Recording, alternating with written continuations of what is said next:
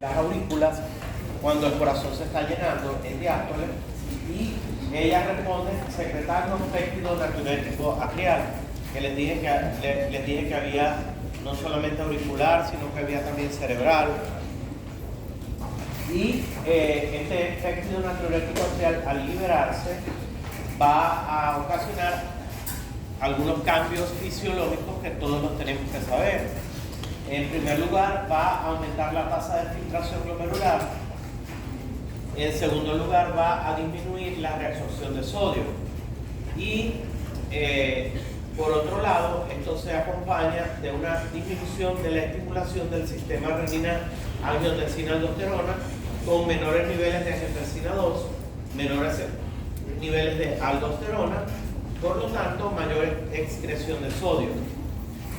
Todo esto con la finalidad de volver el volumen extracelular a la normalidad.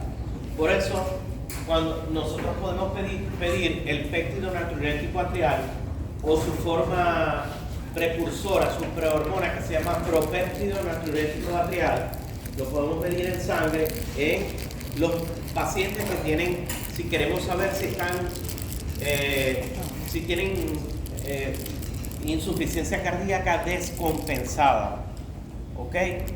En los pacientes que tienen insuficiencia cardíaca descompensada, ellos están hipervolémicos y su corazón, como tiene disminuida la contractilidad, las aurículas se van a distender y van a secretar más PNA, ¿ok? Entonces uno lo mide, si está elevado, entonces tiene que hacer modificaciones en los medicamentos que el paciente esté recibiendo.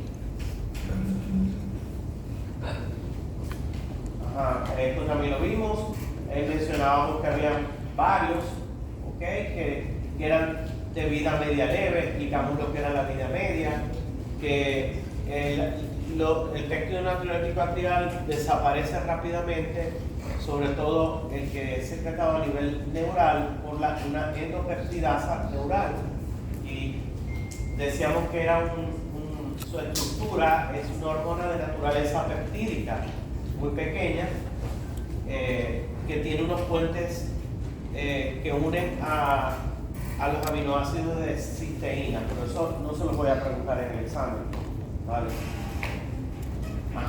Ahora vamos, todo lo que hemos visto hasta acá, lo que vimos en la clase anterior, hablamos mucho de la función endocrina del riñón. Acá la coloqué como una lámina separada, porque vamos a ver algunas que son un poco más específicas, pero ya por lo menos el hecho de que el mismo sistema renina-angiotensina-aldosterona ya forma parte de esa función endocrina del riñón. Entonces, cada vez que nosotros hablamos de función renal, no la podemos desligar, la función renal no la podemos desligar del metabolismo del calcio y del fósforo, y de cómo nuestro riñón ayuda a mantener esa absorción de calcio y niveles normales de calcio y de fósforo en nuestra sangre.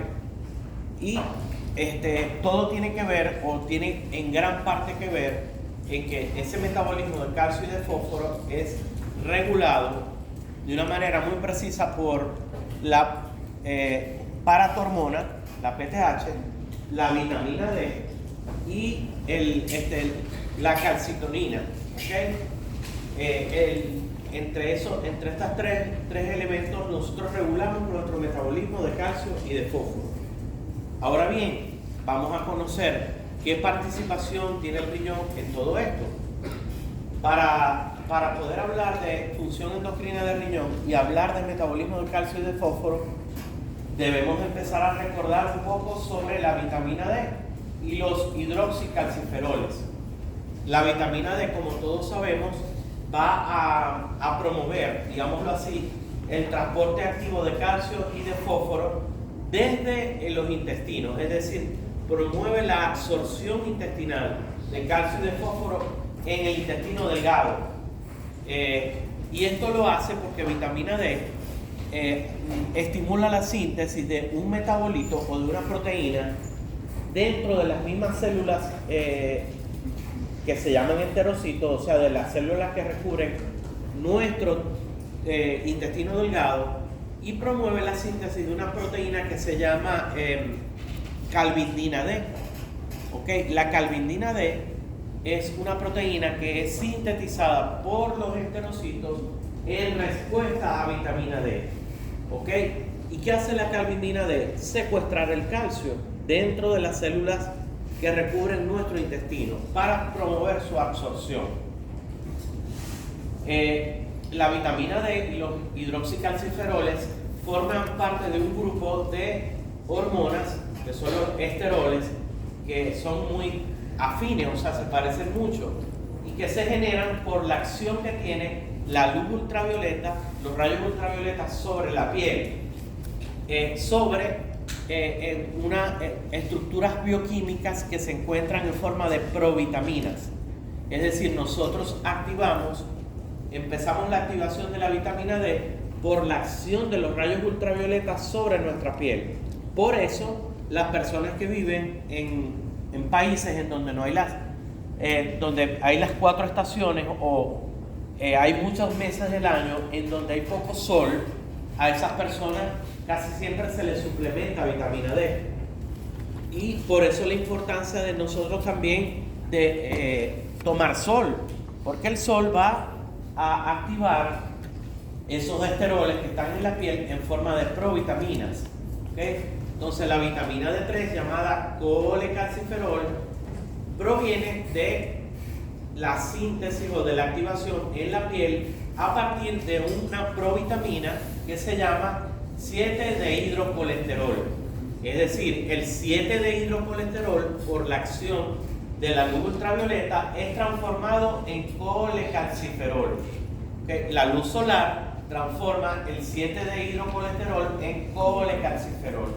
Y este colecalciferol, una vez que es activado, digámoslo así, es transportado por una proteína que es una globulina, ¿okay?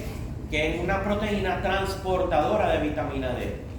El colecalciferol transportado por esta globulina va a buscar a otro órgano, que es el hígado, el tejido hepático. Y en el tejido hepático se va a hidroxilar por efecto de una enzima y se va a formar el 25-hidroxicolecalciferol, que es por la acción de la 25-hidroxilasa. Este paso ocurre a nivel hepático. Posteriormente, el 25-hidroxicolecalciferol, que también se le llama calcidiol, ¿okay? El calcidiol todavía él no tiene las acciones metabólicas que ejerce la vitamina D. El 25-hidroxicolecalciferol o calcidiol va hacia los túbulos renales, específicamente hacia el túbulo contorneado proximal, en donde los riñones, por efecto de la PTH, de la paratormona, lo transforman de un 25-hidroxicolecalciferol en 1,25-dihidroxicolecalciferol, o también llamado calcitriol. ¿Okay? Además, a la par, mientras se está sintetizando el 1,25-dihidroxicolecalciferol o calcitriol, que es la forma activa de la vitamina D, también se genera 24,25-dihidroxicolecalciferol, que es un metabolito inactivo, que sirve como un medio o sirve como una sustancia que regula la síntesis de el 1,25-dihidroxicolecalciferol.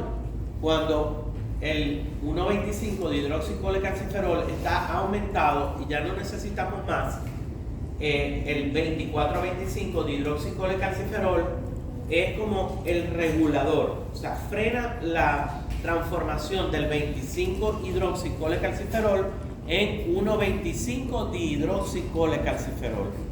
Entonces, repasando, el precursor está en la piel y se llama 7-dehidrocolesterol. Sobre él actúan ¿quién? Los rayos ultravioleta para transformarlo en 25-hidroxicolecalciferol.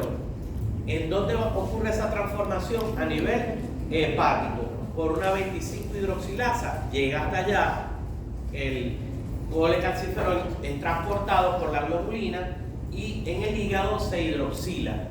Y ese 25 hidroxicolecalciferol tiene que ir obligatoriamente a las células del túbulo contorneado proximal, en donde se transforma en 1,25 dihidroxicolecalciferol, que es la vitamina D3 activa.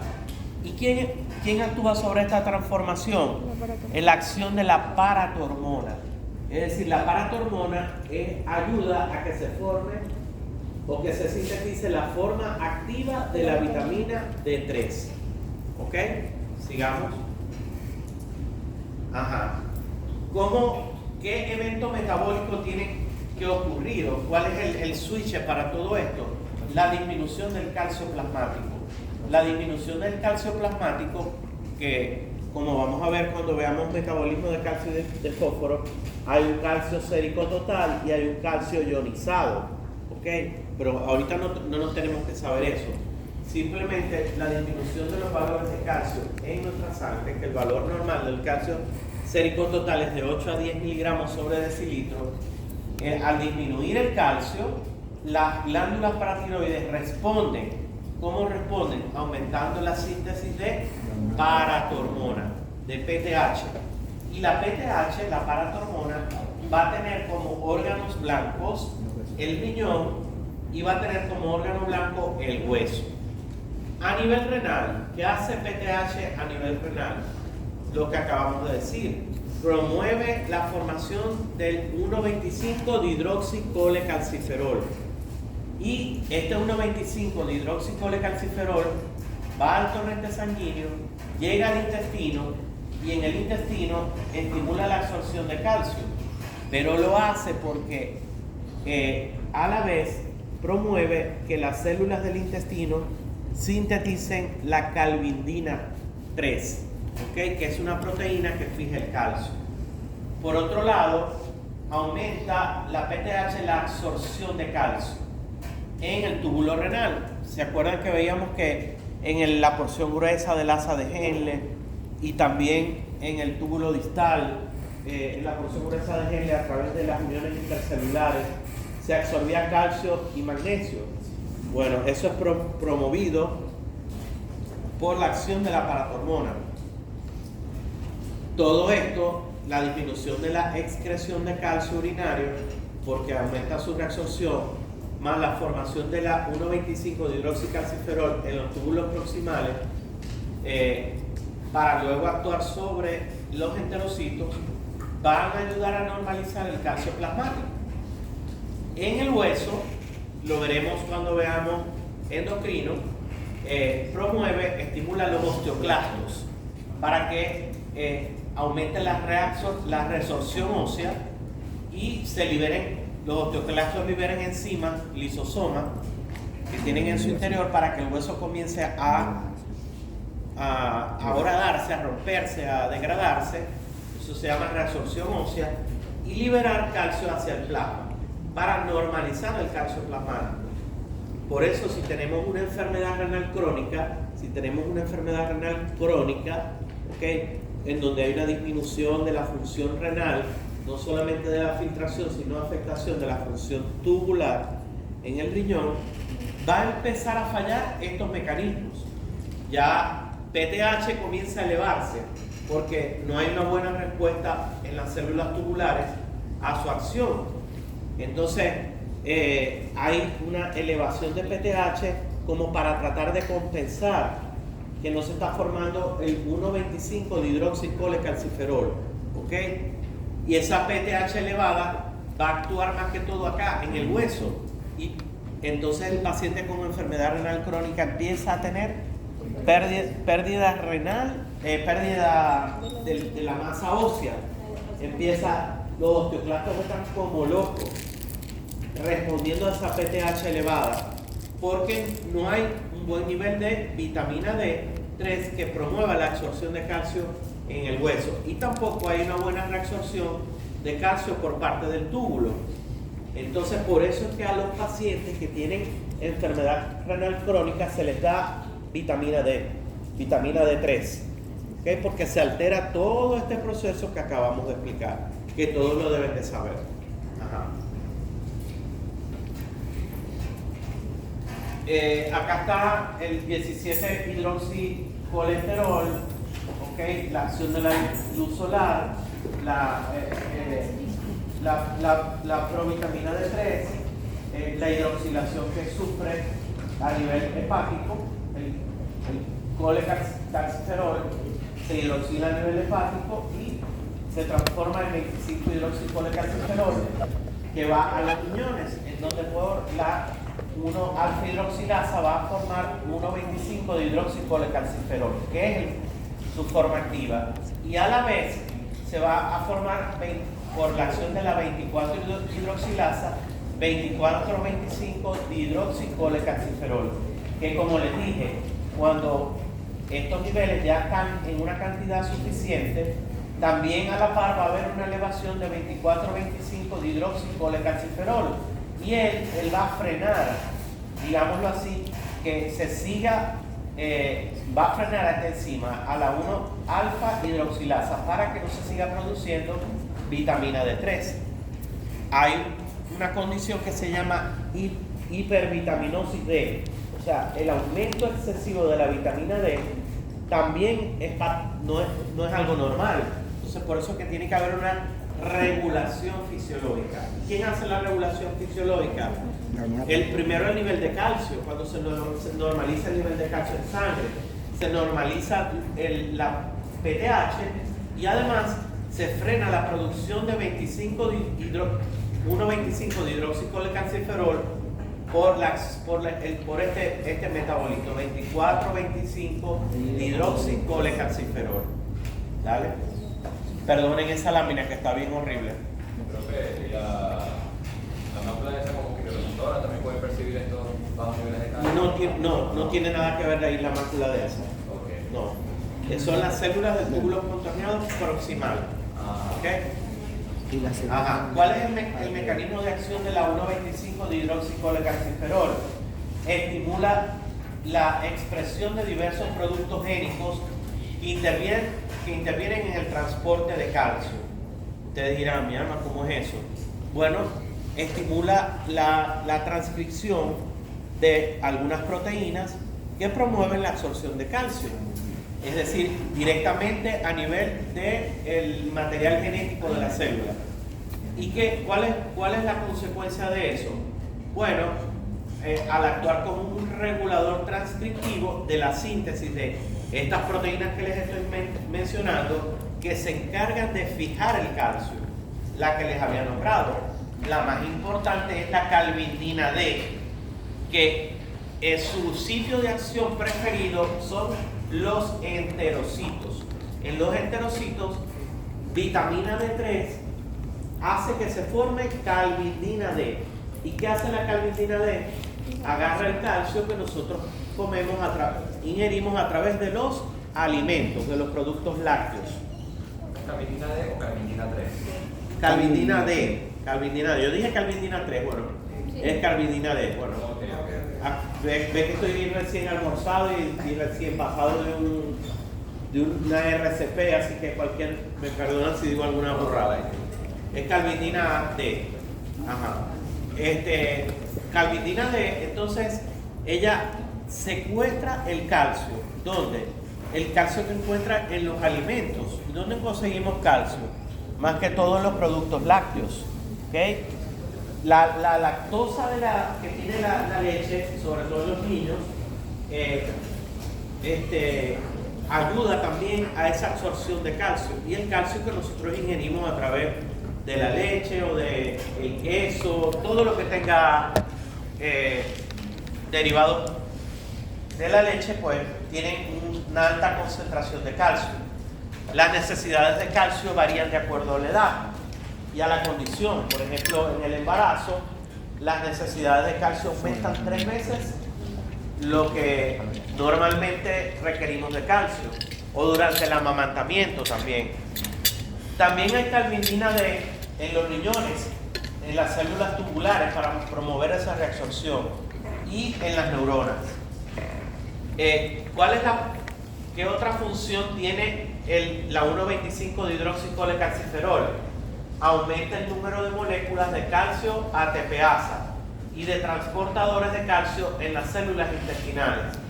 Y de esta forma facilita la reabsorción de calcio en los túbulos proximales. ¿Ok? ¿Vale? ¿Cómo se regula su síntesis? Su síntesis renal es catalizada por la 1-hidroxilasa renal que está en las células del túbulo proximal. Y son las concentraciones plasmáticas de calcio las que generan o sea, cuando el calcio se normaliza, como les había dicho, si el calcio baja, liberamos PTH. ¿Ok? Si el calcio se normaliza, al liberar PTH, sintetizamos más 1,25 de hidroxicolecalciferol. Absorbemos más calcio porque la vitamina D promueve la síntesis de calvindina D. Se absorbe más calcio y hay más reabsorción de calcio tubular. A la vez, cuando ya el calcio se normaliza, ¿qué va a pasar?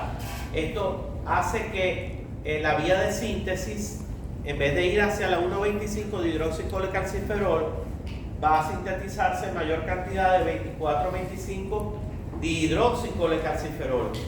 Y de esta manera se frena la producción de vitamina D3 activa. Las concentraciones plasmáticas bajas de fosfato también aumentan la síntesis de vitamina D. Entonces, ¿quién aumenta la síntesis de vitamina D3? Primero, el calcio sérico bajo. En segundo lugar, el aumento de la paratormona. Y en tercer lugar, la disminución del nivel de fosfato. Okay. Dale. Siguiendo con ese papel que tiene el riñón como órgano endocrino, ya nosotros hemos hablado que el riñón dispone o es sensible a este sistema que se llama sistema calicreína-cinina. Los sistemas de calicreína-cinina, bueno, las calicreínas son péptidos, son sustancias peptídicas que están formadas por aminoácidos que tienen una función básicamente vasodilatadora. Ya lo habíamos mencionado, que ellas actúan sobre las arteriolas aferentes y eferentes para producir vasodilatación. Existen dos tipos, de acuerdo al número de péptidos. La bradicinina, que es un nonapéptido, tiene 8 aminoácidos, y la lisibradicininina, que se llama también calidina. No importa, ¿qué me importa a mí que ustedes sepan? Que el sistema de la calicreína-quinina es un sistema de péptidos que son vasodilatadores. ¿Ok? Ambos péptidos, tanto la bradicinina como la lisibradicininina, son metabolizados a fragmentos inactivos por unas enzimas que se llaman cininasa 1, cininasa 2. La cininasa 1 es una carboxipeptidasa que le elimina un aminoácido que es la arginina del extremo carboxilo a estos péptidos.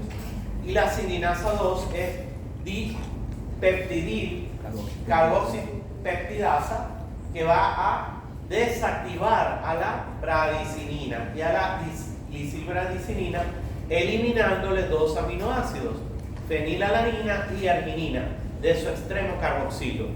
No se preocupen, eso no se lo van a tener que aprender de memoria porque eso no se los voy a preguntar. ¿Ok?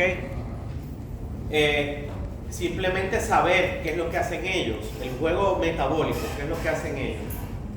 La cininasa 2, curiosamente, eso sí, porque ya lo vimos, la cininasa 2 es la misma enzima convertidora de angiotensina. ¿Se acuerdan que veíamos en paralelo el sistema renina-angiotensina-aldosterona y donde se transformaba angiotensina 1 en angiotensina 2? ¿Sí se acuerdan? Y esa conversión la hacía ¿quién? La enzima convertidora. Ok, entonces la enzima convertidora es la misma cininasa 2. ¿Y qué hace cininasa 2? Inactiva la bradicinina y la lisibradicininina, quitándole su efecto vasodilatador. ¿Ok? Bueno, aquí está, las cininas, la lisilbradicinina puede convertirse en bradicinina por la acción de una aminopeptidasa. ¿Dale? La función de ellas ya sabemos que es vasodilatar, sobre todo la arteriola aferente. En la formación de las cininas se hace a partir de unos complejos proteicos que están inactivos, que se llaman cininógenos, de alto y de bajo peso molecular, y que tienen que ver con la cascada de la coagulación. Fíjense, acá está el factor 12 de la coagulación, o factor de Hagemann, que cuando se activa la cascada de la coagulación, cuando lo veamos, la transformación del factor 12 al factor 12 activado e iniciarse la coagulación, en esa activación participa la calicreína plasmática, ¿ok? Y esa calicreína plasmática tiene un precursor, que es la precalicreína. Ellas se encuentran en forma inactiva. Los cininógenos de alto peso molecular dan origen a la bradicinina y los cininógenos de bajo peso molecular a la lisilbradicinina. En los tejidos existe una calicreína hística, o tisular, que se encarga de transformar los cininógenos de alto peso molecular en bradicinina y los de bajo peso molecular en lisilbradicinina, ¿okay? Para tener un efecto vasodilatador. Y a la vez tenemos que recordar que estos productos del sistema de calicreína-quinina también actúan sobre la coagulación, porque activan al factor 12. Luego lo vamos a ver cuando veamos hemostasia. ¿Vale? ¿Qué acciones, esto sí es importante, qué acciones tiene las cininas? Ellas tienen receptores, actúan sobre receptores beta 1 y beta 2. Sus formas bioactivas ya las conocemos, bradicinina y lisilbradicinina. Ambas producen una disminución del tono vascular y por lo tanto de la presión arterial. Bajan la presión arterial, aumentan el flujo sanguíneo renal. ¿Por qué lo hacen? Porque vasodilatan los vasos que conforman la circulación de la nefrona, ¿okay? La misma arteriola aferente. Y al aumentar el flujo sanguíneo renal, van a aumentar la tasa de filtración glomerular, aumentando también la excreción de sodio y de agua. ¿Ok? Todo lo tenemos que conectar con su efecto vasodilatador. Este sistema de la calicreína-quinina proviene de proteínas precursoras que ya les había mencionado, que están inactivas. Por eso se le llaman cininógenos. Ya sabemos que de bajo y de alto peso molecular. Las calicreínas específicamente son enzimas, actúan como proteasas. ¿Qué hacen esas proteasas? Le quitan liberan algunos péptidos de sus precursores. Y hay dos tipos de esas proteasas. Hay una plasmática, que es la calicreína plasmática, y la calicreína hística. La calicreína hística se encuentra en muchos tejidos, en la parte apical de las células encargadas para hacer el transporte transcelular de los electrolitos. Y la plasmática, en su forma inactiva, es la precalicreína y se activa por la presencia del factor 12 activado. Dale una lámina anterior. Fíjense cómo, dale la anterior, cómo el factor 12 activado transforma la precalicreína en calicreína plasmática. Ok, ojo. Ajá. Dentro de las funciones endocrinas del riñón, una de las más importantes, igual que vitamina D, es la formación de la famosa eritropoyetina. ¿Okay? Todos hoy, como mensaje para su casa, se van a llevar eso. La eritropoyetina es una glucoproteína. ¿Okay? Tiene una cadena de aminoácidos con un residuo proveniente de los hidratos de carbono. Tiene 66 residuos de aminoácidos y 4 cadenas de oligosacáridos. Y su función es estimular o regular la eritropoyesis. ¿En dónde? En la médula ósea o en los órganos eritropoyéticos, dependiendo de la edad. No sé si ustedes vieron eso en histología o en embriología, como hay una eritropoyesis. La eritropoyesis ocurre primero en el saco vitelino. ¿Sí recuerdan eso, verdad? Sí. Bueno, pero ya cuando ya somos adultos, o ya cuando después de pasar el periodo neonatal o los primeros meses, ya el comando de la eritropoyesis se da ¿dónde? En la médula ósea. Porque también hay sitios de eritropoyesis extramedular, como por ejemplo el hígado. ¿Ok? Entonces, ¿qué hace la eritropoyetina? Estimular la eritropoyesis. Ella incrementa el número de células precursoras de hematíes en la médula ósea. Actúa sobre un receptor que el receptor viene siendo una proteína lineal con un dominio que está metido en la membrana, es decir, transcelular. Este receptor para la eritropoyetina es un receptor muy parecido a los que las células tienen para las interleuquinas o citoquinas.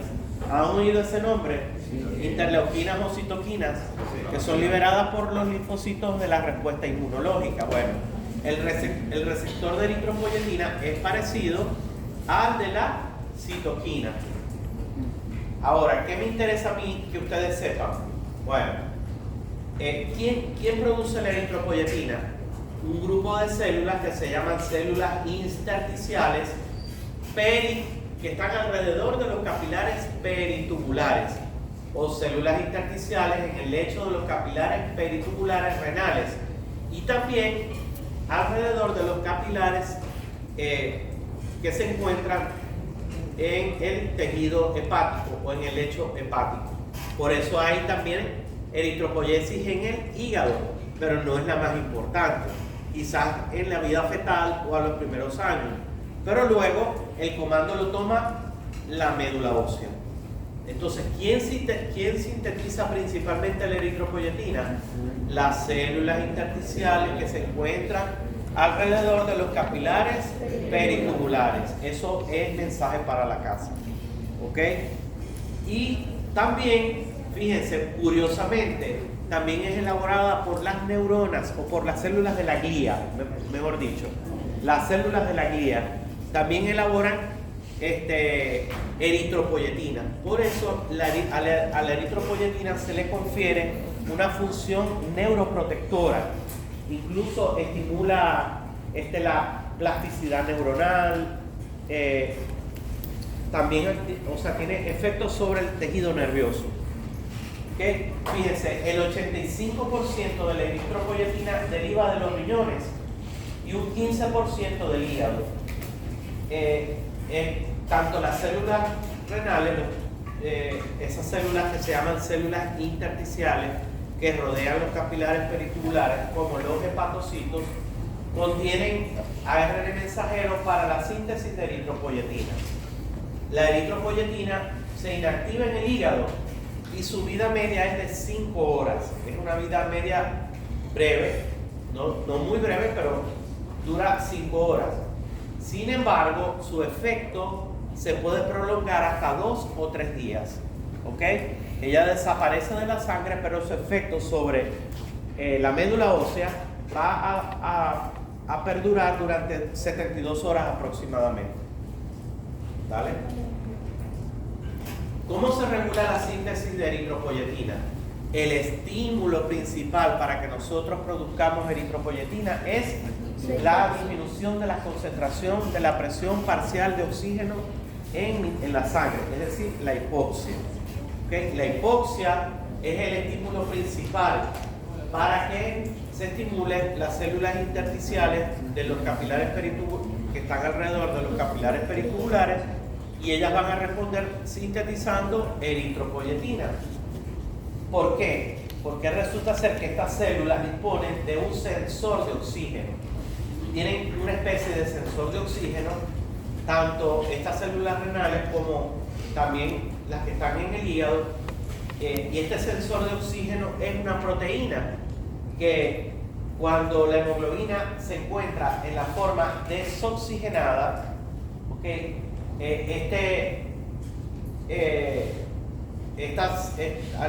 Al detectar los niveles bajos de presión parcial de oxígeno en la sangre, se va a promover la transcripción del gen de la eritropoyetina, necesario para que se forme el ARN mensajero y luego se sintetice la eritropoyetina. Ahora bien, si nosotros encontramos un nivel normal de hemoglobina oxigenada, el sensor no se va a activar y por lo tanto va a disminuir la cantidad de ARN mensajero necesario, que es como la plantilla para que se forme la eritropoyetina. Lo voy a volver a decir. Las células intersticiales de los capilares que están alrededor de los capilares peritubulares en el riñón o en el tejido hepático tienen como una proteína que actúa como un sensor, ¿ok? Detectan cuando la hemoglobina está desoxigenada, cuando los niveles de hemoglobina desoxigenada son muy altos.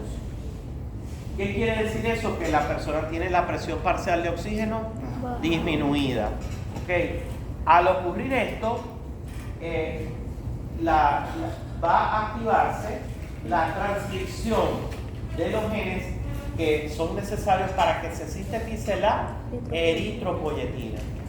Ahora bien, si tenemos un nivel normal de presión parcial de oxígeno en la sangre, pues simplemente no va a haber esa transcripción o va a disminuir la producción de eritropoyetina. Siempre estamos produciendo eritropoyetina, lógicamente. Ahora, si tenemos niveles anormalmente bajos, vamos a sintetizar más eritropoyetina, como por ejemplo los hebóticos, la persona que fuma todo el tiempo. O sea, por eso es que ellos tienen mayores niveles de hemoglobina. Por eso es que si yo le mido la hemoglobina a un paciente que tiene una enfermedad broncoobstructiva crónica, una bronquitis, que son dos, la bronquitis crónica y el enfisema pulmonar, ellos, sobre todo el bronquítico crónico. El bronquítico crónico, bueno, ambos están con los niveles bajos de presión parcial de oxígeno porque tienen una pérdida de la arquitectura normal de los acinos respiratorios y de las paredes de los alvéolos por el efecto del cigarrillo y la nicotina y todo ese cuento o por otras causas. Entonces el intercambio de oxígeno en ellos no es bueno. Ellos viven en una condición como de hipoxia crónica. ¿Y cuál va a ser la respuesta? Que las células intersticiales que están alrededor de los capilares peritubulares van a producir mayor ARN mensajero para que se sintetice más eritropoyetina. Entonces, la eritropoyesis va a estar estimulada constantemente en ellos y por lo tanto, si yo le mido la hemoglobina y el hematocrito van a estar elevados. ¿Okay? Sobre todo el hematocrito, cuando yo hago la relación entre lo que es el plasma y lo que son los elementos formes van a estar más elevados, van a tener una representación porcentual mayor. ¿Por qué? Porque está estimulada la eritropoyesis. El otro ejemplo es las personas que viven muy por encima del nivel del mar, porque a mayor distancia que estemos por encima del nivel del mar, la presión parcial de oxígeno es más baja, como por ejemplo los que viven en el páramo, los que viven en el Cusco, allá en Perú, o en Machu Picchu, o en México, en Bogotá. Por eso cuando sacamos los cálculos queremos hacer el monitoreo ventilatorio o el monitoreo respiratorio a los pacientes, tenemos que hacerlo con base en si estamos a nivel del mar o por encima del nivel del mar.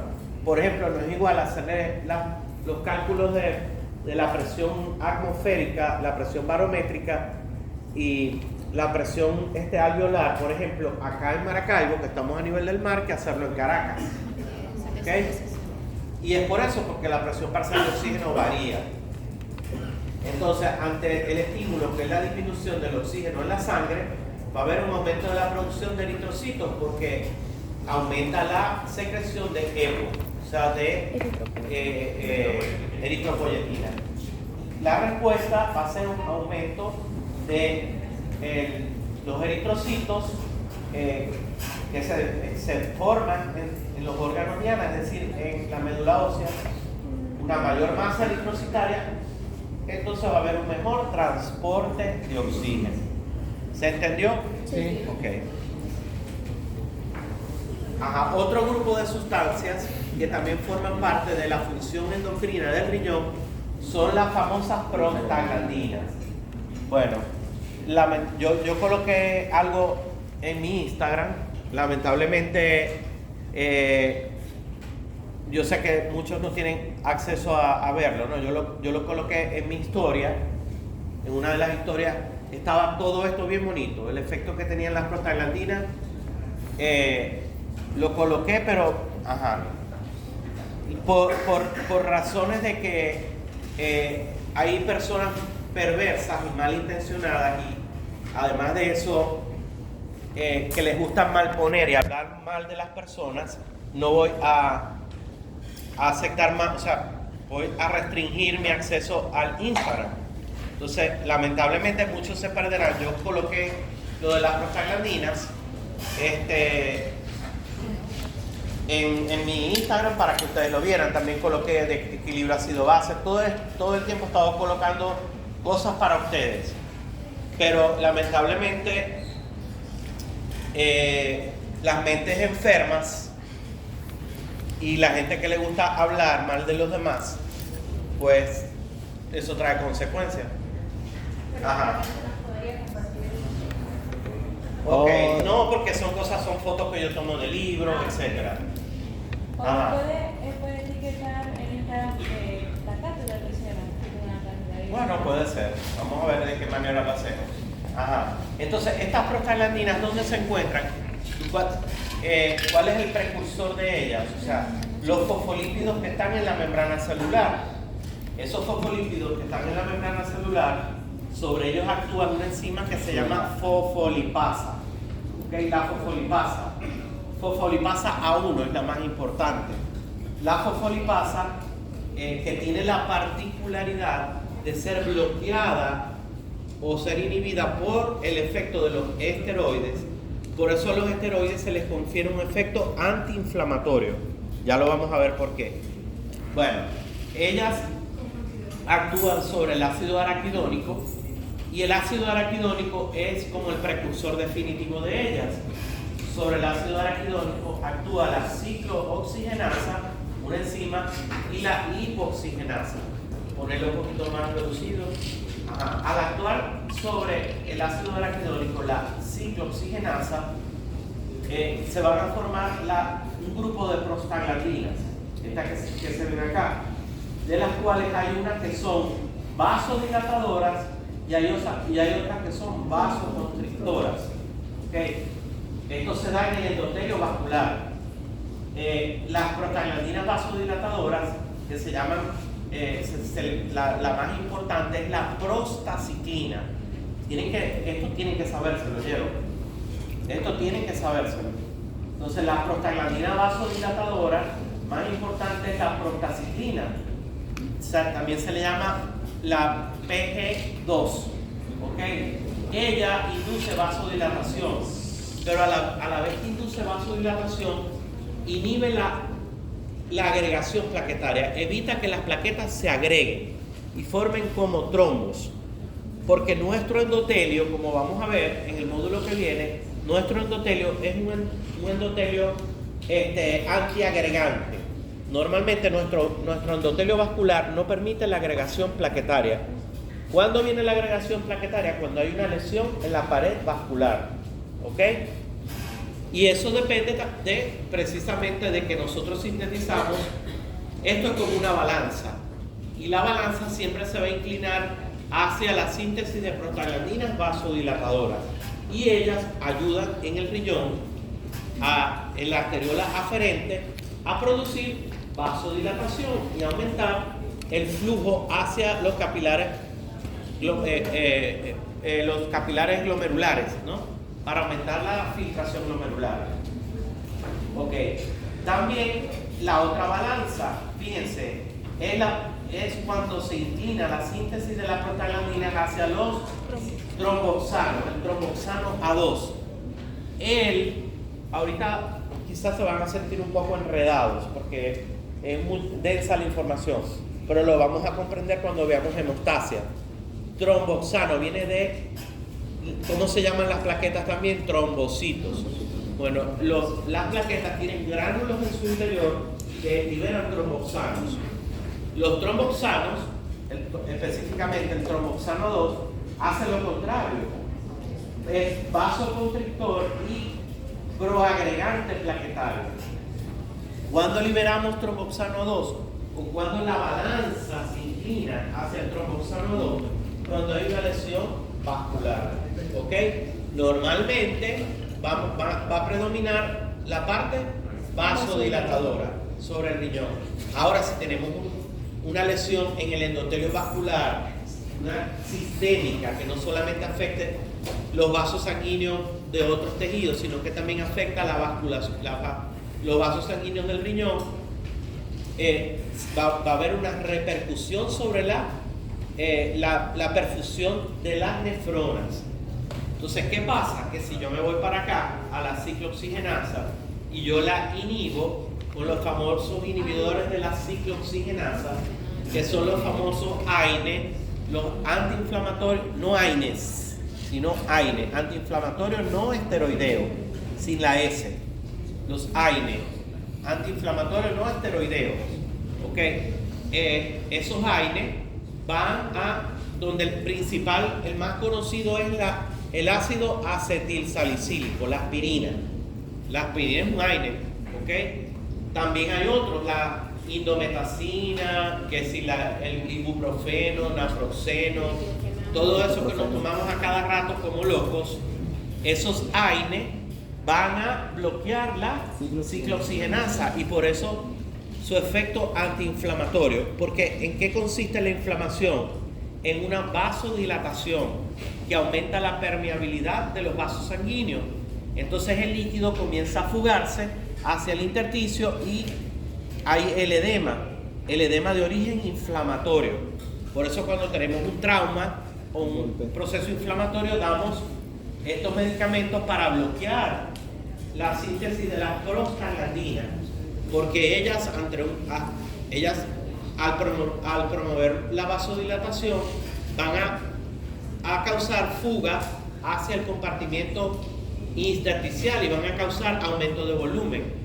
Como lo van a ver en semiología, la famosa tetrada de Celso, que si el calor, el rubor, el aumento de volumen, pérdida de la función. Y calor, rubor, ¿qué más? Ajá. Ok, exactamente. ¿Y eso a qué obedece? A las prostaglandinas vasodilatadoras. Entonces, por eso es que usamos los AINE. Ajá. ¿Por qué la vasodilatación? O sea, ¿por qué la vasodilatación haría que se libere líquidos? Porque aumenta las uniones los poros o fenestraciones que hay en los capilares se amplían y empieza a fugarse agua desde el compartimento vascular hacia el intersticio. A eso se le llama aumento de la permeabilidad vascular. ¿Okay? Y eso lo hace ¿quién? La citoquina proinflamatoria. Lo hacen las prostaglandinas. ¿Okay? Y de ahí viene la inflamación. Por eso el efecto antiinflamatorio de los AINE, de los antiinflamatorios no esteroideos. Pero los esteroides también son antiinflamatorios, porque ellos bloquean la fosfolipasa A1, disminuyendo la cantidad de ácido araquidónico, que es el precursor de las prostaglandinas. Esto se entiende, ¿verdad? Sí. Por favor. Sí. Sí. Ajá. La vasodilatación no es lo mismo que permeabilidad celular. No. Y entonces cuando hay vasodilatación también, o sea, se produce al mismo tiempo. Permeabilidad vascular, no celular, vascular. Permeabilidad vascular. Cuando hablamos de permeabilidad vascular estamos hablando dónde están las unidades de intercambio de nuestro sistema vascular, en los capilares. Cuando los capilares, los poros de ellos se amplían, aumenta la permeabilidad de ellos y el agua comienza a fugarse hacia el intersticio. La P que no actúa en arteriola aferente y el Sí. algo tiene diferente. No, los dos pueden actuar en ambas arteriolas. Lo que tiene que haber es un equilibrio. O sea, si predomina tromboxano va a haber vasoconstricción. Si predomina prostaciclina va a haber vasodilatación. ¿Okay? Pero ambas arteriolas están recubiertas por células endoteliales y las células endoteliales son capaces de producir prostaglandinas. Ok, ahora fisiológicamente, ¿quién tiene que predominar sobre la arteriola aferente? La prostaciclina, porque es la que me va a permitir mantener la vasodilatación de... Entonces, ya te voy a dar la palabra. Si yo consumo en forma excesiva aire, uno cree que tomar todo el tiempo ibuprofeno o tomar todo el tiempo diclofenac no va a tener ningún efecto. Puede ser que al principio no tenga ningún efecto, pero si yo tengo más de 40 años o tengo una enfermedad de base o mi alimentación no es adecuada o estoy deshidratado, por ejemplo, ¿qué va a pasar? Que yo bloqueo la síntesis de estas prostaglandinas vasodilatadoras y ahí van a predominar todo lo que son los vasoconstrictores. ¿Y qué pasa? Que cae la perfusión renal, disminuye el flujo plasmático renal y disminuye la filtración glomerular. Entonces, por eso estos medicamentos son un arma de doble filo. Son antiinflamatorios, tienen función también antipirética, son analgésicos, ¿okay? Pero a la vez, si yo los utilizo en forma indiscriminada, van a tener un efecto adverso sobre el riñón, porque van a disminuir la perfusión renal. ¿Okay? ¿Qué me ibas a preguntar? Si tenían un papel similar como el equilibrio del óxido nítrico, que también es vasodilatador. Exacto, igual el óxido nítrico y las prostaciclinas tienen que predominar para que haya vasodilatación. Exacto. Si el endotelio se daña, si el endotelio vascular se daña por cualquier enfermedad, por hipertensión, por diabetes, por una mala alimentación, por una enfermedad inmunológica, ¿qué va a pasar? Disminuye la producción de prostaciclina, disminuye la producción de óxido nítrico. Está mucha información. Entonces se altera la perfusión renal. Ahora vamos al otro lado. No solamente sobre el ácido araquidónico actúa la ciclooxigenasa, sino que actúa otra enzima que es la lipooxigenasa. La lipooxigenasa es la que me permite formar los leucotrienos. De los leucotrienos hay muchos. ¿Okay? Leucotrienos C4, D4. Todos estos leucotrienos en general son responsables, tienen poder vasoconstrictor y también tienen poder de producir contracción del músculo liso de los bronquios, es decir, broncoconstricción, y aumentar la permeabilidad vascular en la pared de los bronquios. Por eso ellos están relacionados con la fisiopatología de las enfermedades obstructivas de la vía aérea, como el asma. ¿Okay? Ustedes no han oído el famoso Montelukast, el airón. Esos son antileucotrienos, porque ellos inhiben, ellos bloquean los sitios de los receptores donde se unen los leucotrienos. O sea, los leucotrienos entonces también provienen del ácido araquidónico, pero la enzima que los ayuda a sintetizar es la lipooxigenasa. Y como les dije, tienen poder vasoconstrictor, promueven la contracción del músculo liso de los bronquios, por lo tanto aumentan la resistencia al flujo de aire a través de la vía respiratoria e incrementan la permeabilidad. ¿Vale? Y aumenta la eritropoyetina también, podría decir. La eritropoyetina, ¿por qué razón? No, o sea, que por ejemplo si hay menos oxígeno, o sea... Bueno, sí, pero sería una situación extrema. Eso sería una situación extrema. vamos a hacer a contracorriente. La clase que viene vamos a ver equilibrio ácido-base.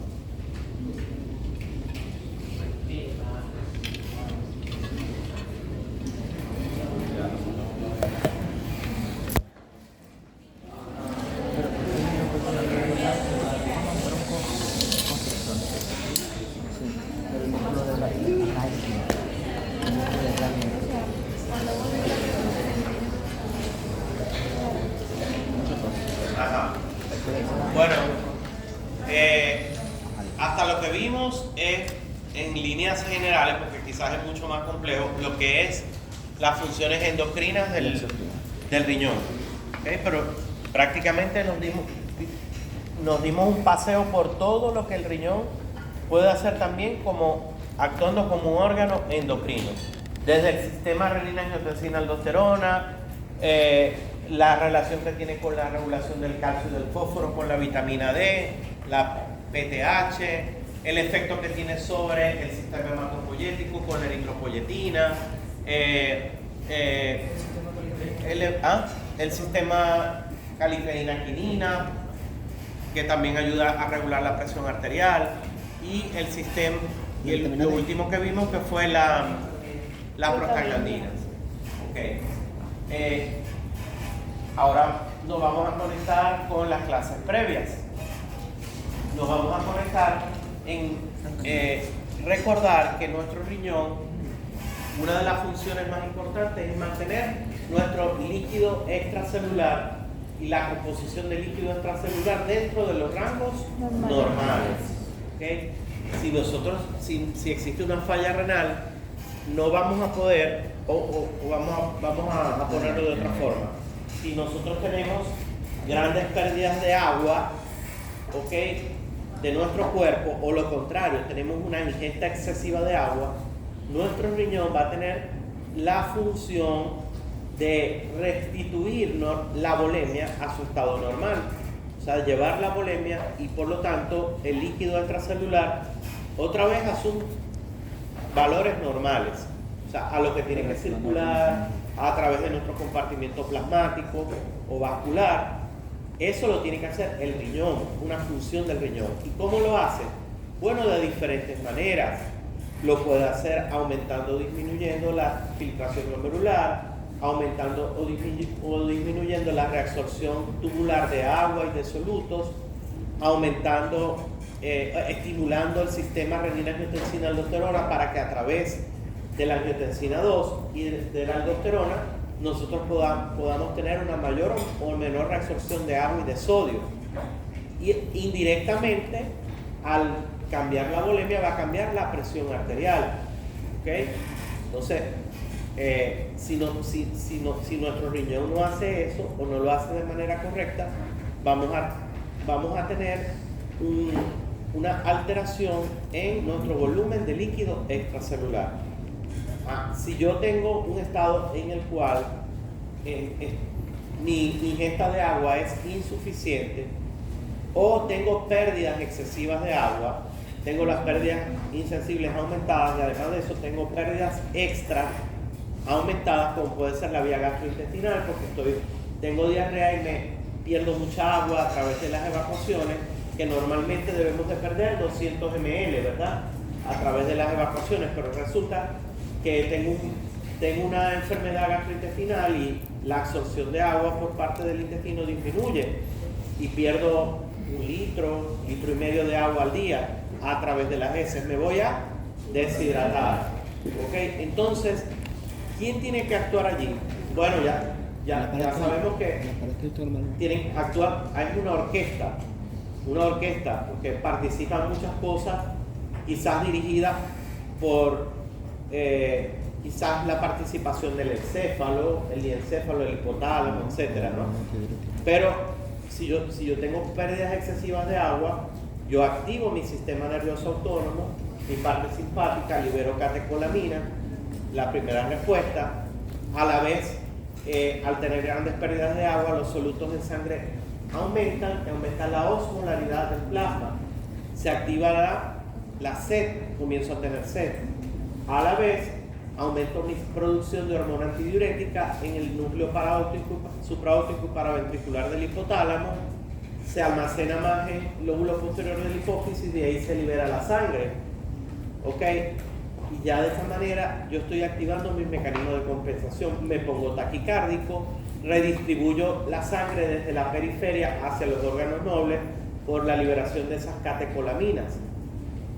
Ahora bien, quien termina de hacer el papel de todo esto es el riñón. O sea, el riñón definitivamente es el órgano que me permite a mí conservar el agua, o más bien es eliminar el agua en exceso de mi organismo. Entonces, para yo poder conservar el agua y restituir o mantener la volemia y la osmolaridad, yo necesito que mi riñón haga el fenómeno mecanismo de contracorriente. ¿Ok? El famoso mecanismo de contracorriente me permite a mí concentrar la orina. Si yo no tengo mecanismo de contracorriente, no puedo concentrar la orina. ¿Ok? Vamos a darle. Yo les voy a pasar unas foticos que vi en un libro, y también la explicación para que ustedes la lean, porque en Guyton esto es muy extenso y es complicado de entender.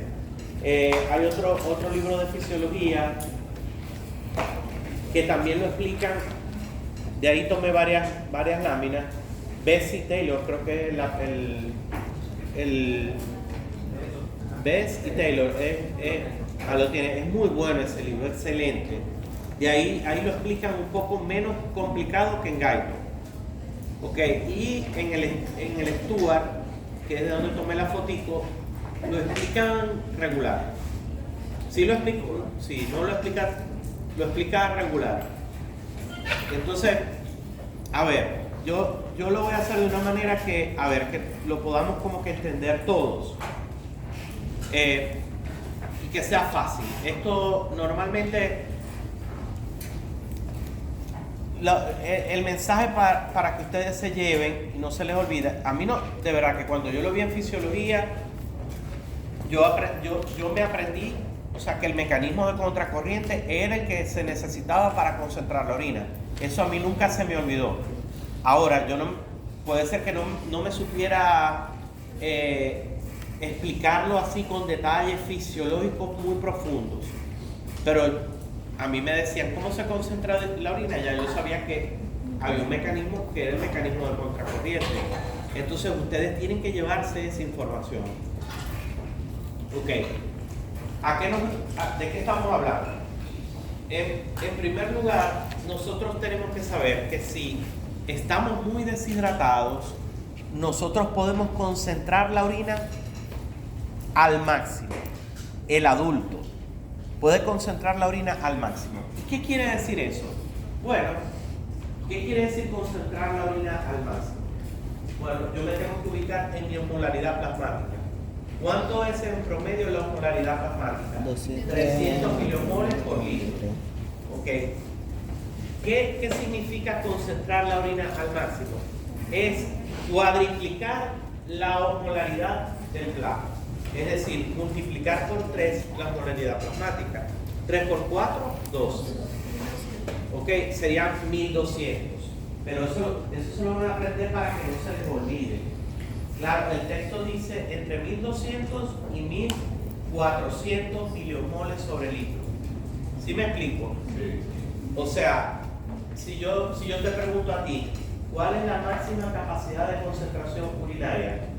Inmediatamente tú tienes que acordarte, es 4 veces la osmolaridad plasmática, y ahí no te puedes sacar. Y si te sabes cuál es la osmolaridad plasmática, son 300, 3 por 4, 12. Entonces 1200, hay un rango entre 1200 y 1400 milimoles sobre litro. Esa es la máxima capacidad de concentración urinaria. ¿Y cuánto nosotros concentramos al máximo la orina? Cuando estamos muy deshidratados, cuando nos falta agua. Ok, lo contrario, si yo ingiero líquido, agua, yo puedo diluir mi orina. Y la máxima capacidad de dilución de la orina es 50 miliomoles sobre litro. O sea, es lo más diluida que puede estar la orina. ¿Ok? Es una orina muy diluida, es como el agua. Porque estoy orinando, mucha agua y pocos solutos. ¿Ok? Otro dato. Cuando yo hablo de máxima capacidad de concentración urinaria, a la vez, cuando yo concentro al máximo mi orina, escuchen, el volumen urinario que produzco en 24 horas, obviamente ya no va a ser 1400 ml o 1,5 litros, sino que va a ser un volumen urinario, la menor cantidad posible, que es de 500 ml en 24 horas o 0.5 litros. Y aquí, ojo, a esos 0.5 litros se le llama agua renal obligatoria. Agua renal obligatoria. Porque yo creo que eso no está en la lámina. Se le llama agua renal obligatoria. A ver, ¿qué quiere decir eso? El agua renal obligatoria es como la cantidad de orina mínima que en 24 horas necesitamos para eliminar la carga renal de solutos. ¿Ok? Nuestra carga renal de solutos al menos necesita producir medio litro de orina para deshacerse de esos solutos o excretar esos solutos del organismo. ¿Cómo se llama esa mínima cantidad que es 0.5 litros? Agua renal obligatoria. ¿Eso para qué nos sirve? Bueno, para entender de que aún con las necesidades máximas de agua, aún estando deshidratado, mi riñón tiene que producir cierta cantidad de orina. Exacto, para depurar nuestro torrente sanguíneo de cargas de solutos que son metabolitos de desecho, digámoslo así. ¿Okay? Y también nos sirve en la clínica, o sea, cuando ya ustedes ejerzan como médico o cuando tengan su pasantía, para saber, ustedes no tienen ningún abuelito en su casa que sufra del corazón y que el médico le mande a medir que todo lo que si toma sopa tiene que medirlo, si toma agua tiene que medirlo. Y les ponen diuréticos, les mandan a medir todo lo que. ¿Por qué? Porque les dan agua para mantener esa perfusión renal y lograr que se produzca esa agua renal obligatoria. Pero no les dan un exceso de agua porque no manejan el volumen porque tienen un problema cardíaco. Entonces, a ver, eso no se lo voy a preguntar en el examen, pero lo de agua renal obligatoria sí, todos lo tenemos que saber. ¿Okay? Lo que les estoy dando un ejemplo. Esa poquita cantidad de agua que le damos a los pacientes que tienen restricción de toma de líquido tiene como función mantener el agua renal obligatoria. Eso ese es el extremo de lo que vamos a hablar. Entonces, tenemos cuando queremos diluir la orina, ¿ok? Si diluimos la orina nos ponemos más bien poliúrico, empezamos a orinar mucho. La densidad de la orina va a disminuir. La osmolaridad de la orina va a disminuir y puede disminuir hasta un máximo de 50 milimoles por litro. Pero si yo estoy deshidratado, yo tengo más bien es que concentrar la orina. ¿Cuál es la máxima capacidad de concentración? Ya dijimos 1200 a 1400. Multiplicar la osmolaridad plasmática por 4. Ahora, eso no es igual a todas las edades. Eso se da en un riñón sano y en un riñón de un adulto joven o de un niño grande. Pero si es un recién nacido, dígame si es un prematuro, si es un recién nacido, si es en los primeros meses antes del año de vida, mi capacidad de diluir y de concentrar la orina son menores. ¿Por qué? Porque la difusión tubular es inmadura y porque las asas de Henle van a ser más cortas y esas nefronas justamedulares van a tener unas asas de Henle menos profundas. Porque para que se dé el mecanismo de contracorriente necesitamos las nefronas justamedulares. Muy bien, esa es la otra razón. Ajá, entonces ahí lo dice, la concentración máxima que se puede alcanzar de la orina es de 1400 milimoles sobre litro, con una orina baja que es de 0.5 litros al día. O sea, ahí sería, yo le pongo a orinar al paciente y veo que, o a la persona, y no orina más de medio litro. Está concentrando la orina. Y si le veo el color va a estar oscuro, porque tiene muchos solutos. Ajá. Esta propiedad de concentrar la orina se debe a, en primer lugar, a que se activan los mecanismos compensatorios que mencionamos, entre ellos a que liberamos la hormona antidiurética y la acción de la misma, que es actuando sobre los receptores B2, B de vaca, 2, que se encuentran en las células del túbulo colector. ¿Ok? La hormona antidiurética se une a los receptores B2 que se encuentran en las células del túbulo colector, en su cara apical. ¿Ok?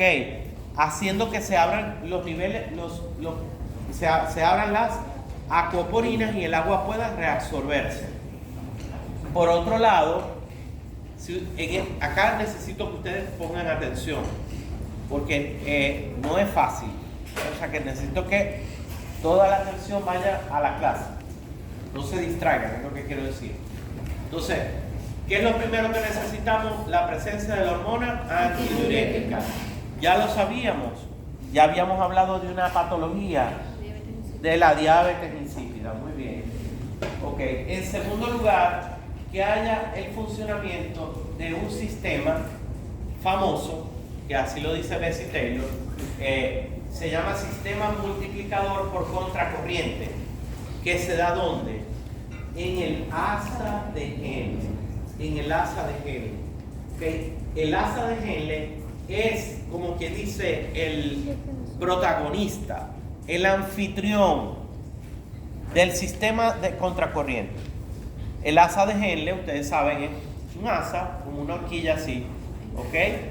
Donde el líquido tubular viene circulando, primero viene desde el túbulo contorneado proximal, desciende por la porción, el asa de Henle, la porción fina descendente, llega a la horquilla, sube por la porción fina ascendente y llega a la porción gruesa ascendente. ¿Ok? Entonces van en direcciones contrarias. Aquí va bajando y por acá va subiendo. Y por eso se llama contracorriente. Van en sentidos contrarios. Ok. ¿Qué más se necesita para que funcione el mecanismo de contracorriente? También ya ustedes lo saben. Se necesita un intersticio medular hipertónico. Fíjense que ya todos lo hemos visto, ¿no? Intersticio medular hipertónico. ¿Y cómo se forma el intersticio medular hipertónico? Bueno. Ajá, muy bien. El principal determinante del intersticio medular hipertónico es el transporte triyónico.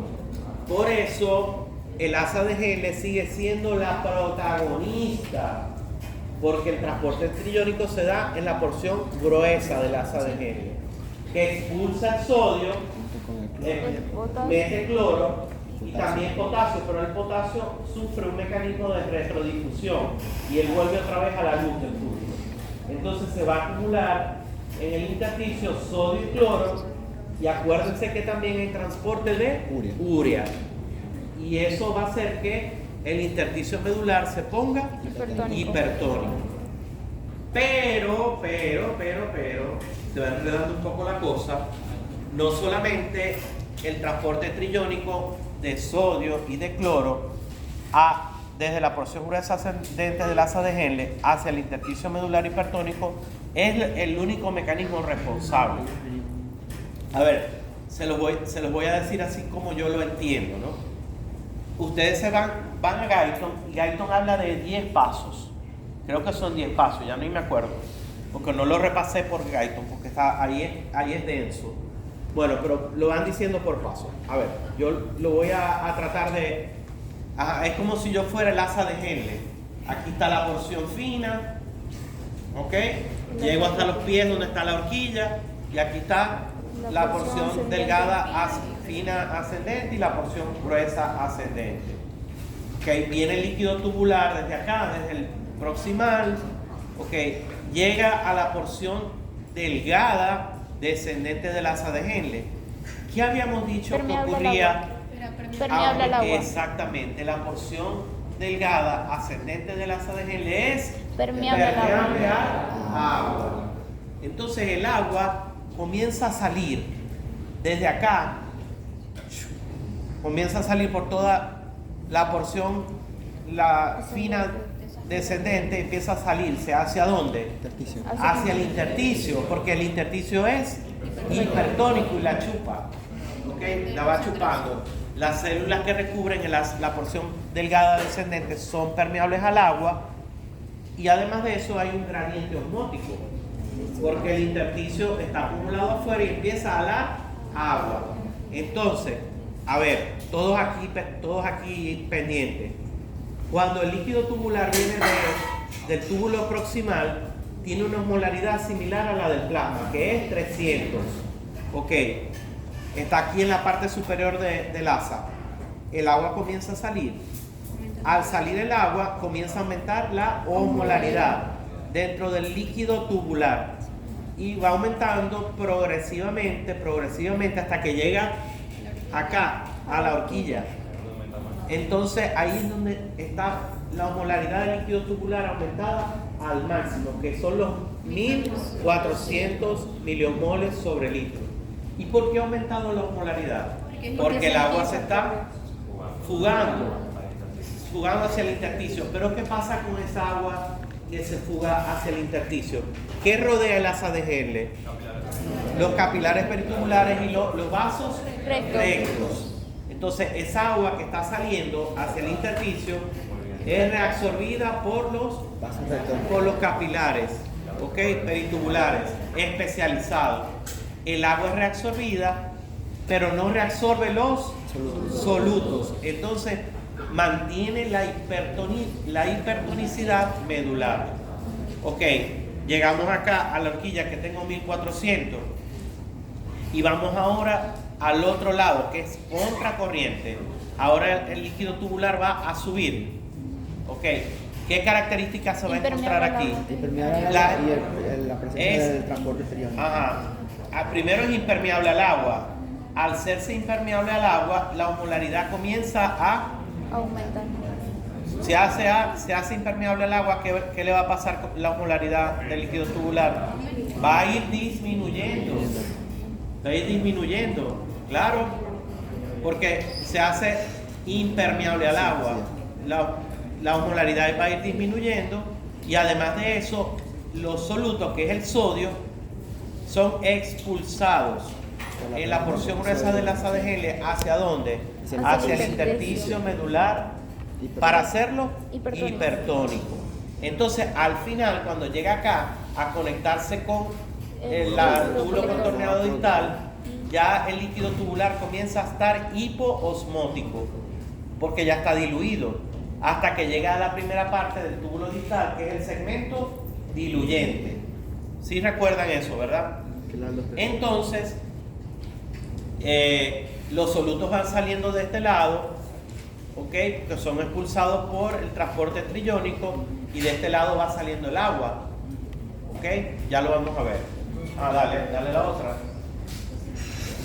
El sistema multiplicador por contracorriente en el asa de Henle. Para su funcionamiento, ¿qué se requiere? Que en dos canales paralelos y próximos haya un flujo que corra en sentido contrario.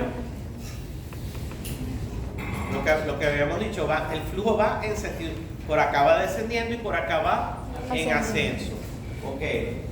Un mecanismo inicial que separe solutos de agua y que genere una diferencia de concentración entre las dos ramas. ¿Cuál es el mecanismo? Que un lado es permeable al agua y el otro es impermeable al agua, y que expulsa por transporte activo solutos. ¿Ok? Ya eso hace la separación. Un sistema de vasos sanguíneos que conserve la hipertonicidad medular. ¿Cuál es el sistema? Los vasos rectos. Y que la circulación a la médula renal es de apenas del 1 al 2%, para evitar que haya un alto flujo sanguíneo a través de los vasos rectos. Porque si la perfusión a la médula fuera mayor que eso, ¿qué pasaría con los vasos rectos?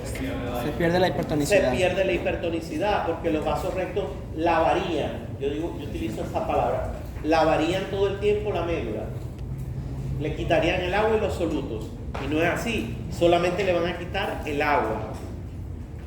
Además, un canal en paralelo para que fluya el líquido y permita que se equilibren osmóticamente la luz tubular y el intersticio.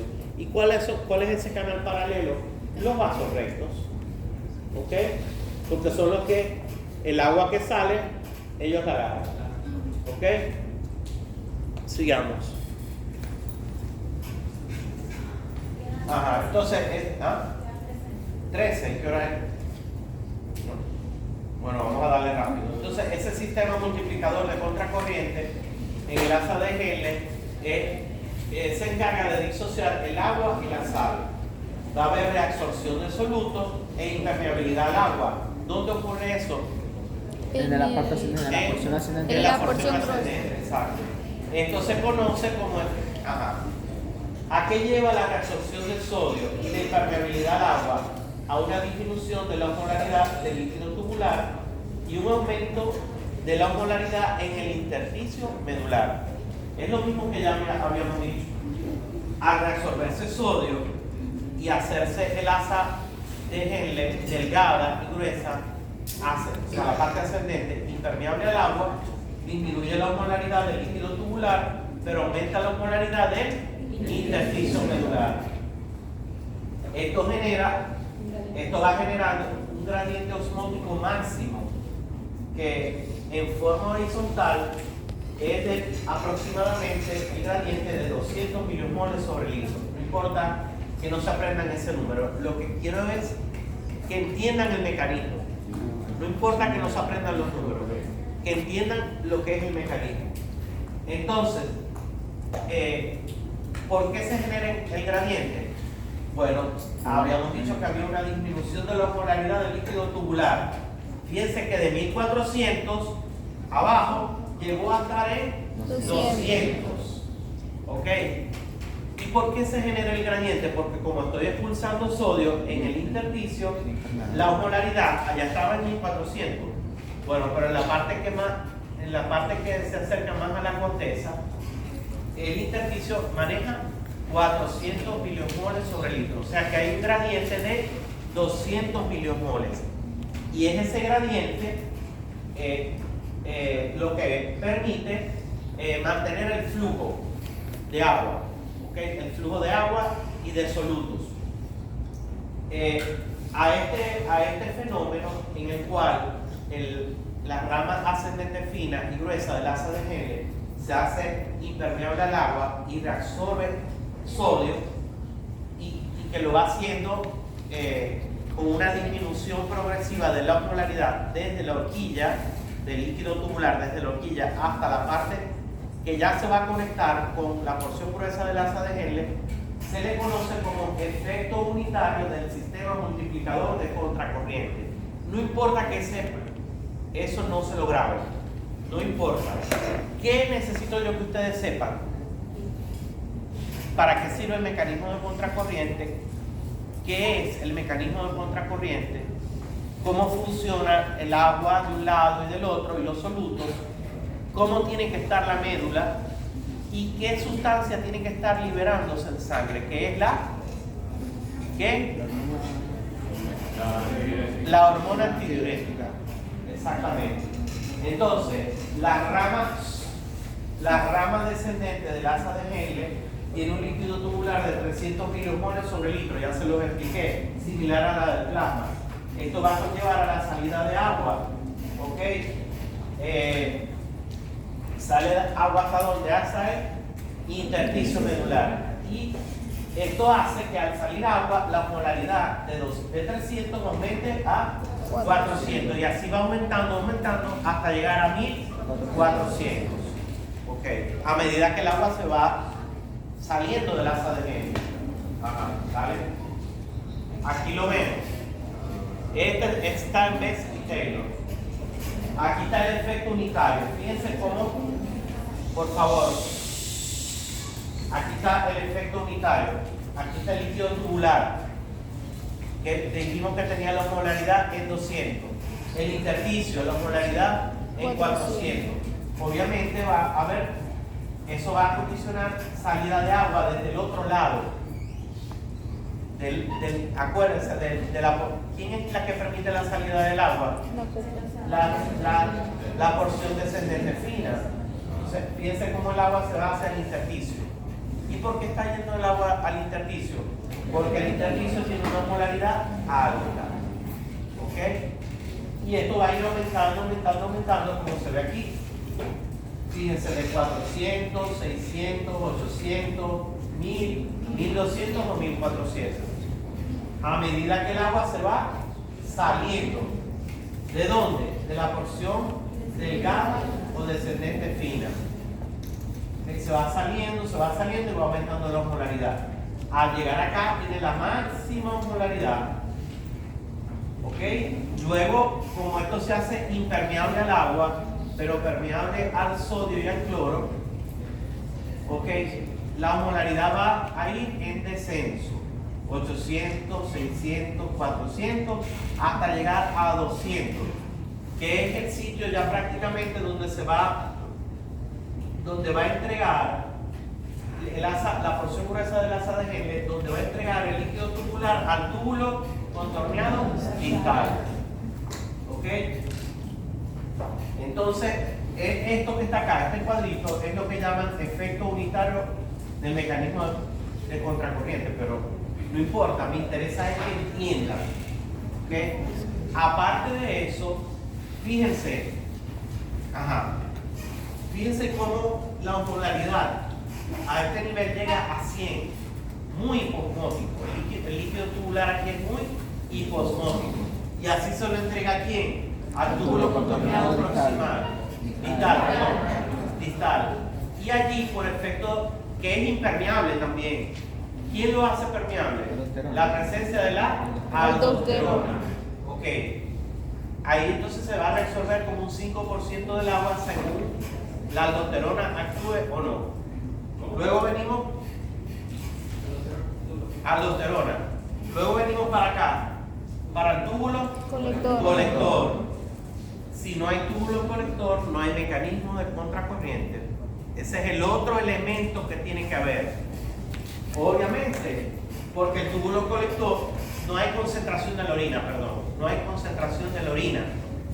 El túbulo colector tiene las células del túbulo colector, tienen primero transportadores para la urea. Esos canales o transportadores para la urea que leí recientemente que permiten que la urea entre como en forma de pilas de moneda. ¿Ok? Tienen poros para que la urea entre como en forma de pilas de moneda. Acá está la urea. ¿Ves? Se abren los transportadores que están en el túbulo colector. Pero lo más importante es que en presencia de hormona antidiurética, las células del túbulo colector, la hormona antidiurética se pega a su receptor veloz. Se abren los canales de acoporina y el agua comienza a ser reabsorbida. Fíjense, aquí está. El agua comienza a ser reabsorbida. ¿Y por qué se reabsorbe esa agua? Porque yo tengo un intersticio medular hipertónico, ¿sí? Siguiendo un gradiente osmótico por ósmosis. ¿Ok? ¿Estamos claros, no? Sí. Entonces fíjense cómo en la osmolaridad de la orina puede ser muy alta. Fíjate aquí 1000. ¿Por qué? Porque reabsorbió en presencia de hormona antidiurética por el mecanismo de contracorriente, se concentró la orina. Fíjense, al máximo 1200. Ok, ¿qué más tengo yo que detallar en esta lámina? La presencia de los vasos rectos. Aquí están los vasos rectos. Entonces necesito tres cosas para el mecanismo de contracorriente. Primero, ya sabemos que la artista es el asa de Henle. En segundo lugar, el túbulo colector en presencia de hormona antidiurética. Y en tercer lugar, los vasos rectos. Y en cuarto lugar, el intersticio medular hipertónico. ¿Ok? Todo eso lo necesito. Fíjense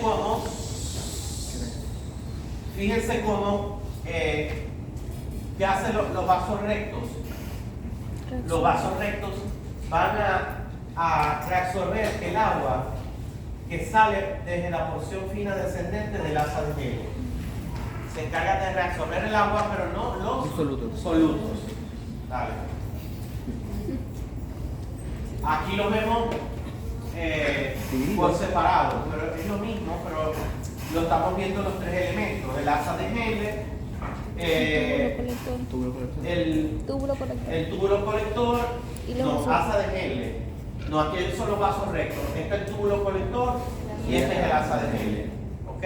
Los tres elementos que me permiten el sistema multiplicador por contracorriente. Fíjense cómo los vasos rectos es curioso. Fíjense, el agua sale en la parte de, como es un asa, igual es así. O sea, ellos rodean el asa de Henle, tienen la misma disposición. Entonces, el agua sale por gradiente osmótico hacia el intersticio medular hipertónico, pero en el otro, en el vaso que está en paralelo, esa agua es reabsorbida. Y de esa manera se mantiene la tonicidad del medio intracelular, del medio de la médula. Entonces, el asa de Henle, por el flujo continuo y en sentido opuesto, presenta un flujo continuo de líquido tubular y en sentido opuesto en ambos lados, ¿no? Se multiplica en sentido vertical el efecto unitario del sistema contracorriente, resultando en una concentración creciente a lo largo de la rama descendente y decreciente a lo largo de la rama ascendente, lo que vimos, pero con otras palabras. En consecuencia, el líquido tubular distal siempre va a ser hipotónico, 100 miliomoles sobre litro. Dale.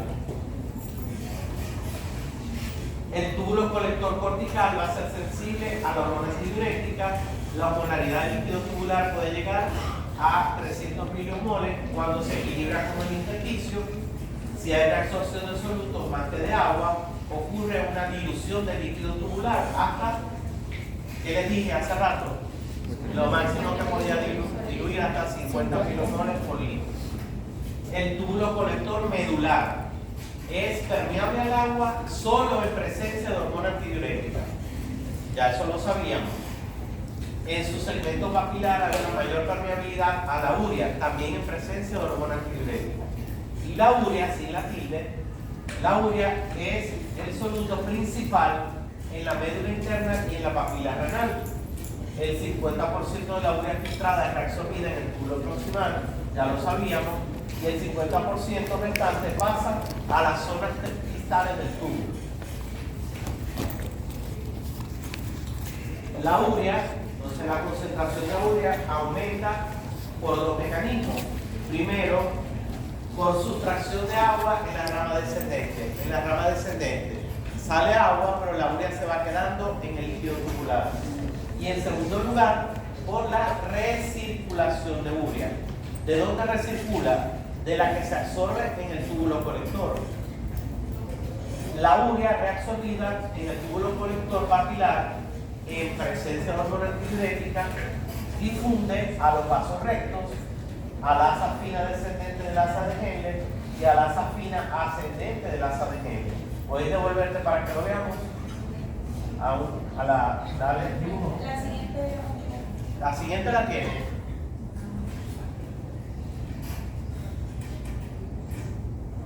No. Devolvete a donde está esta. Fíjense, esto es lo que se llama la recirculación de la urea. A nivel papilar, a nivel del túbulo colector papilar, en presencia de hormona antidiurética, la urea comienza a ser reabsorbida. ¿Y hacia dónde toma? Hacia la porción fina ascendente del asa de Henle, hacia la porción fina descendente del asa de Henle, y otra parte va a los vasos rectos. Esto se llama recirculación de urea. Okay. ¿Vale?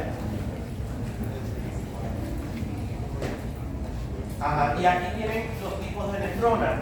La nefrona medular, que tiene que tener un asa de Henle introducida en la médula, y la nefrona cortical, que tiene un asa de Henle mucho más corta y se queda en la corteza renal. No son las que nos permiten concentrar la orina. Las que nos permiten concentrar la orina son las cintas medulares. Falta mucho. Dale, vamos a respirar. Entonces, el vaso recto es el intercambiador de contracorriente. Permite que la sangre fluya a través de ella sin provocar cambios en el gradiente osmótico entre la corteza y la médula renal. ¿Okay? Los túbulos colectores, el asa de Henle, están en contacto estrecho con ellos, con los vasos rectos. O sea, los vasos rectos tienen un flujo sanguíneo, pero no es un flujo sanguíneo tan importante porcentualmente, porque si tuvieran un alto flujo sanguíneo, le quitarían ese gradiente osmótico que se da entre la corteza y la médula, porque necesitamos que la médula sea hipertónica. ¿Vale? Bueno, aquí está lo que hacen los vasos rectos. Fíjense cómo los solutos entran y sale agua, pero por el otro lado se reabsorben el agua y los solutos van quedando en el intersticio para mantener la osmolaridad de la médula renal en alta. Pues. Sí. ¿Ya? Bueno, listo. Entonces,